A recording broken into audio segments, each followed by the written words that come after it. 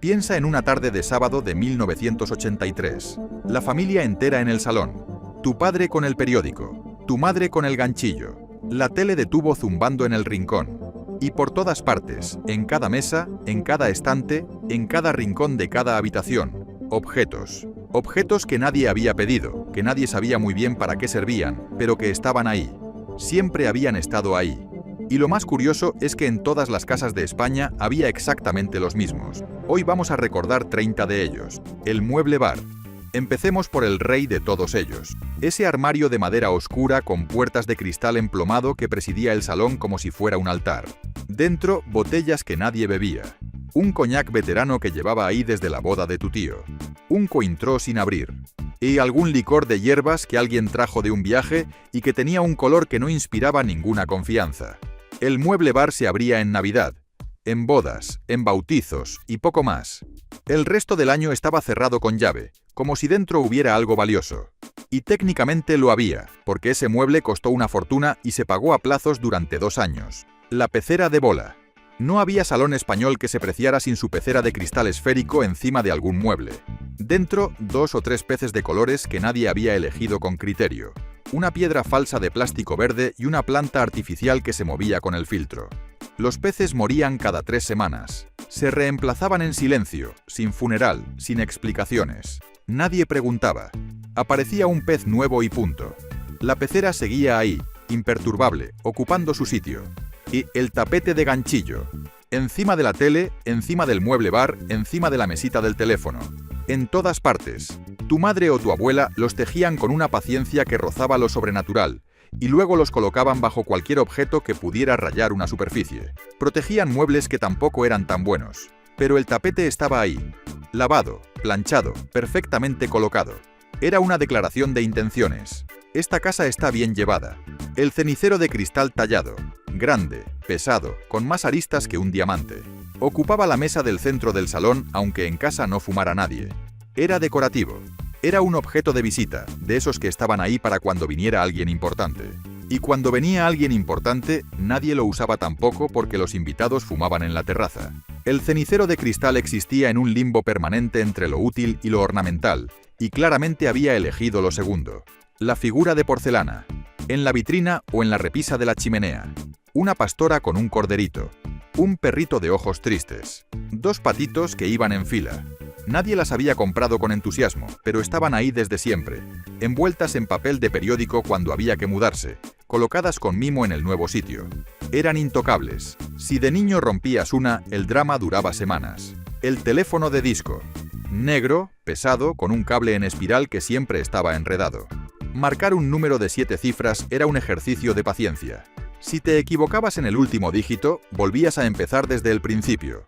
Las llamadas largas se hacían de pie porque el cable no llegaba a ningún sitio cómodo. Y sin embargo, en ese teléfono era el centro de comunicación de toda la familia. Se anotaban los recados en un cuadernito que colgaba al lado. Había números tachados y reescritos tantas veces que el papel estaba casi transparente. El flexo de sobremesa. Articulado, de metal, con una bombilla que daba una luz amarilla y cansada. Se usaba para estudiar, para leer, para coser. Se calentaba tanto que si lo tocabas te quemabas. La pantalla acababa siempre torcida porque nadie la devolvía a su posición original.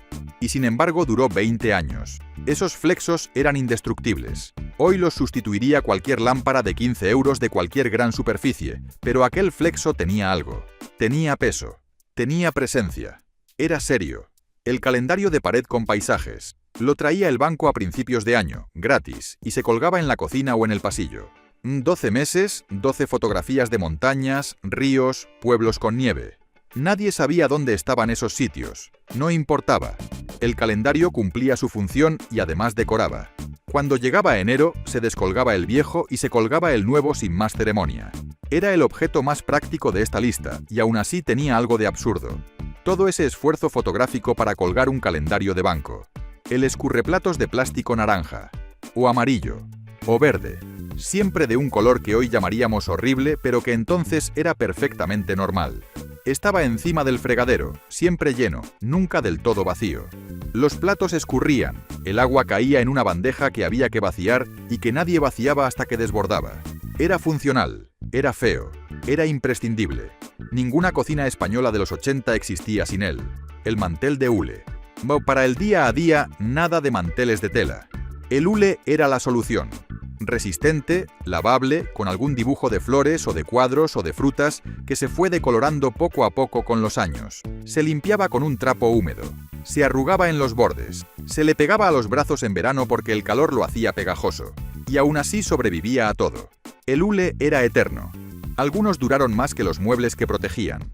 El tarro de cristal para las legumbres. En realidad eran varios. Una fila entera de tarros idénticos en la alacena o en el armario de la cocina, con lentejas, garbanzos, arroz, azúcar, harina.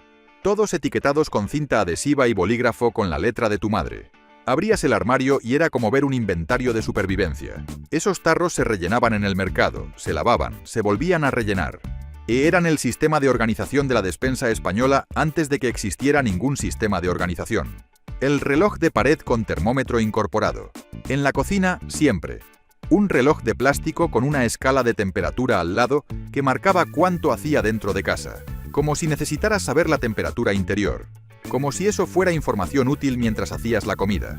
Pero ahí estaba, con sus manecillas que siempre iban un poco retrasadas y su termómetro que nadie miraba nunca. Era el objeto más innecesario de la cocina y sin embargo todas las cocinas tenían uno. El molinillo de café manual. De madera, con una manivela y un cajoncito abajo donde caía el café molido. Tardabas 10 minutos en moler suficiente para 2 tazas. Tu abuelo lo usaba con una calma que tú no entendías. Él decía que el café de máquina no sabía igual. Quizás tenía razón. Quizás lo que pasaba es que el ritual de molerlo formaba parte del sabor. El molinillo manual era lento, ineficiente, perfectamente inútil para las prisas del mundo moderno. Y hacía un café que todavía recuerdas. El colador de aluminio, con el mango doblado de tanto uso, con algún agujero que ya no era agujero sino desgarro. Se usaba para escurrir la pasta, para colar el caldo, para lavar la fruta. Se colgaba en un gancho junto a los demás cacharros y era el objeto más trabajado de toda la cocina. No había semana que no pasara por el fregadero al menos una vez al día. Era gris, era humilde, era funcional. Era lo opuesto al cenicero de cristal del salón. Y sin embargo era 10 veces más importante. El salero con tapa de corcho. De barro o de cerámica. Con una tapa que se soltaba sola y se perdía debajo del fregadero. La sal se apelmazaba con la humedad de la cocina. Había que darle golpecitos para que saliera. Alguien puso un grano de arroz dentro porque alguien dijo que así no se apelmazaba. El arroz se quedó ahí para siempre. Era el salero de toda la vida, feo y roto y perfecto. La funda de ganchillo para la garrafa. La garrafa de agua del grifo, que en muchas casas se filtraba o simplemente se llenaba del grifo con confianza porque el agua de entonces era el agua de entonces. Y encima de esa garrafa, una funda tejida a mano. Para que no cogiera calor, decían, para que no sudara el cristal, para que quedara bonita, sobre todo. Tu madre o tu abuela la había hecho en alguna tarde de invierno. Era el objeto más tierno de todos los de esta lista. Nadie te pide que hagas una funda para la garrafa. Simplemente la hacías porque alguien en casa necesitaba agua fresca y tú sabías tejer. El cubresomier de raso, que no era el edredón, que no era la colcha. Era una capa intermedia, de tela brillante y resbaladiza, que cubría el somier antes de que fuera la hora de dormir y que se doblaba con un protocolo específico que solo tu madre conocía. Se sacaba por la mañana, se ponía por la noche, se lavaba en ocasiones especiales. Era un trabajo extra que nadie había pedido y que sin embargo formaba parte de la rutina diaria de millones de hogares españoles. El ambientador de pastilla, ese bloque de color lila o verde que se colgaba detrás del inodoro con una pinza de plástico. Olía a un pino que nunca existió en ningún bosque real. Olía a limpio de una manera química y rotunda. A cuando entrabas en el baño de cualquier casa española de los 80, ese olor te recibía antes que nada más. La pastilla duraba semanas y se iba encogiendo poco a poco hasta que quedaba un trocito minúsculo que la pinza ya no podía sujetar. Entonces tu madre la tiraba y ponía una nueva. El ciclo era eterno. El espejo de aumento con luz de neón. En el baño, siempre. Con una cara normal en un lado y una cara de aumento brutal en el otro, donde se veían los poros como cráteres. La luz de neón alrededor lo hacía parecer un camerino de artista, pero lo que hacía era darte la peor versión de tu propio reflejo a primera hora de la mañana. Nadie necesitaba ver eso. Y sin embargo todo el mundo lo miraba. La colcha de borlas. Pesada, de tela gruesa, con borlas colgando por todo el borde inferior que se enredaban entre sí con el tiempo, y se usaba en invierno encima de la manta. En verano se guardaba en lo alto del armario, doblada con la misma precisión con la que se guarda algo que importa. En las casas de los abuelos, la colcha de borlas era casi un patrimonio familiar. Venía de antes, nadie sabía exactamente de cuándo, pero ahí estaba, el neceser de polipiel, rígido, con cierre de cremallera dorada en color marrón o beige. Dentro, el orden era perfecto, el peine, la maquinilla de afeitar, la colonia de siempre, el desodorante en barra. Era el neceser de los viajes, de las visitas a casa de los abuelos, de las escapadas de fin de semana. Olía a esa mezcla específica de colonia y plástico caliente que hoy no existe en ningún perfume del mundo, pero que si la olieras la reconocerías al instante. El secador de capucha. Un aparato de plástico con una capucha inflable que se conectaba mediante una manguera y que ponías sobre tu cabeza mientras te sentabas en el sofá o en una silla. Tu madre lo usaba después de hacerse los rulos. Zumbaba como un pequeño motor. Te dejaba en un estado de aislamiento total, sin escuchar nada, con la cabeza metida en una burbuja de aire caliente. Era el spa doméstico de los 80. Hoy parece de ciencia ficción. Entonces era perfectamente normal. El jabonero de pared atornillado.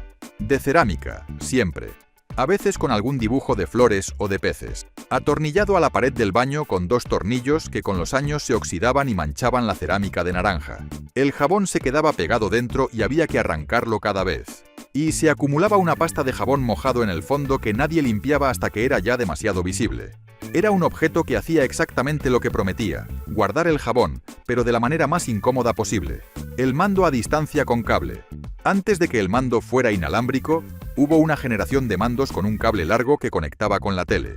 Podías cambiar de canal sin levantarte del sillón, siempre y cuando el cable llegara. Y el cable casi nunca llegaba del todo. Vivía en el suelo, enrollado, esperando a que alguien lo pisara o a que el perro lo mordiera. Era el primer paso hacia la comodidad absoluta del sofá. Era torpe, era enredado, era un avance tecnológico que a duras penas funcionaba. Y todos lo teníamos. El casete dictáfono. Pequeño, de plástico, con un micrófono incorporado y botones de colores. Y se compraba con la idea de grabar cosas importantes. Reuniones, ideas, notas de voz. En la práctica, los críos lo usaban para grabar sus propias voces y reírse al escucharlas. Se grababan conversaciones de sobremesa sin que nadie supiera. Se grababan canciones de la radio con resultados mediocres. El dictáfono prometía ser una herramienta profesional y acababa siendo un juguete. Las pilas duraban 2 semanas. El aparato, décadas. El Scalextric en la caja sin tapa. Porque la tapa siempre se perdía en el primer mes. El Scalextric era el juguete de los domingos lluviosos, de las tardes de invierno, del regalo de Reyes que tardabas 3 horas en montar con tu padre. Las pistas se unían con clips que se soltaban solos. Los coches se salían en las curvas. Siempre faltaba una pieza. Y sin embargo, montarlo era parte del juego. El Scalextric sin incidencias técnicas no era un Scalextric auténtico. El atlas enciclopédico en la estantería. Enorme, de tapa dura, con el lomo dorado. Estaba en todas las casas, aunque nadie lo abriera más de 3 veces al año. Cuando surgía una discusión sobre dónde estaba exactamente un país o cuál era la capital de algo, el atlas se bajaba de la estantería con solemnidad. Se buscaba, se encontraba, se zanjaba la discusión. Luego volvía al estante. Era la Wikipedia de los 80, pero pesaba 4 kilos y no se actualizaba nunca. La lámpara de lava. Esa columna de cristal con líquido de colores y gotas de cera que subían y bajaban con el calor de la bombilla interior. No iluminaba nada. No calentaba nada. No hacía absolutamente nada útil, pero era hipnótica. Podías quedarte mirándola 10 minutos seguidos sin darte cuenta. Y en muchos salones presidía una esquina como si fuera una escultura moderna. Era el objeto más inútil y más fascinante de los 80 al mismo tiempo, y eso lo hacía perfecto. El cenicero con forma de globo terráqueo. Decorativo, giratorio, con los continentes en relieve. Se usaba como cenicero aunque fuera incómodo apagar el cigarrillo en el Atlántico. Se usaba también como objeto de mesa cuando no había visitas. Alguien lo giraba distraídamente mientras hablaba por teléfono. Los niños lo giraban sin parar hasta que el mapa se desgastaba y Europa empezaba a parecer una mancha. Era un objeto que no era del todo cenicero ni del todo decoración. Era las 2 cosas a medias y ninguna del todo bien. El magnetoscopio Betamax. El gran perdedor de la historia del vídeo doméstico. Llegó antes que el VHS. Era técnicamente superior, mas según decían los que entendían. Y sin embargo perdió.